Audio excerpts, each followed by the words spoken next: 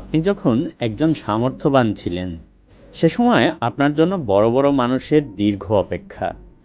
আপনি যে রাস্তা দিয়ে যেতেন সে রাস্তায় ট্রাফিক পুলিশ সকল পাবলিক গাড়ি বন্ধ করে দিতেন, যাতে আপনি নিরাপদে এবং কোনো রকম ঝামেলা ছাড়াই গন্তব্যে পৌঁছতে পারেন।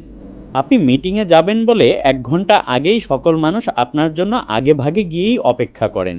আপনার বসার জন্য ভিন দেশ থেকে দামি চেয়ারটা আনা হয়েছে, যাতে আপনি আরাম করে বসতে পারেন, যাতে আপনার মেরুদণ্ড এবং পিঠে কোনো রকম ব্যথা অনুভব না হয়। আপনার দেশের মানুষকে নিয়ে কিছু বলতে চান বলেই আপনার জন্য 7 দিন আগেই তৈরি করা হয়েছে মঞ্চ, এবং আপনার নিরাপত্তার জন্য 7 দিন আগে থেকেই বিদেশি কুকুর এনে পরীক্ষা করা হচ্ছে, যেন কোনো রকম বোমা পেতে রাখা আছে কিনা সেটি নিশ্চিত করতে হচ্ছে তাদের।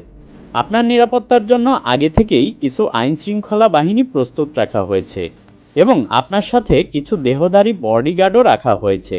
এছাড়া আপনি যে খাবার খাবেন সেটি আগে অন্যজন খেয়ে পরীক্ষা করে দিচ্ছে, যেন কোনো প্রকার ত্রুটি আছে কিনা। সর্বোপরি এগুলো হচ্ছে আপনি অনেক গুরুত্বপূর্ণ একজন ব্যক্তি, তাই করা হচ্ছে। কিন্তু দুঃখের বিষয়, আপনি আজ কোথায়? আপনি কি সত্যি কারো কাছে গুরুত্বপূর্ণ ব্যক্তি ছিলেন? আজকের পর থেকে কেউ এগুলো আপনার জন্য করবে? আপনার জন্য কেউ অপেক্ষা করবে? আপনার কথা কেউ স্মরণ করে তার নিজের কাজ বাদ দিয়ে দিবে? আপনি কি কারো কাছে আসলেই গুরুত্বপূর্ণ হবেন? সারা জীবন কার জন্য এগুলো করলেন? নিজের জন্য কি কিছু করেছেন? এখন আপনার পাশে কি কেউ আছে?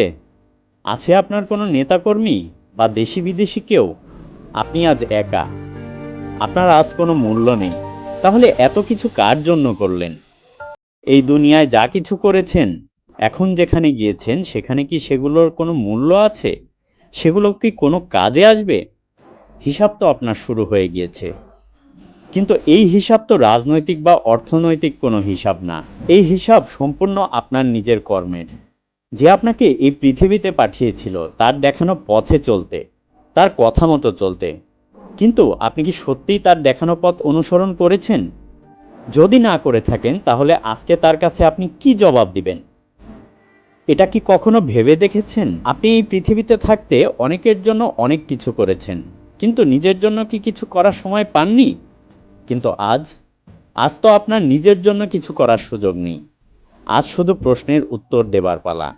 আর উত্তর ভুল হলেই অঙ্ক মিলবে না, আর তখনই আপনি সম্পূর্ণ ফেইল।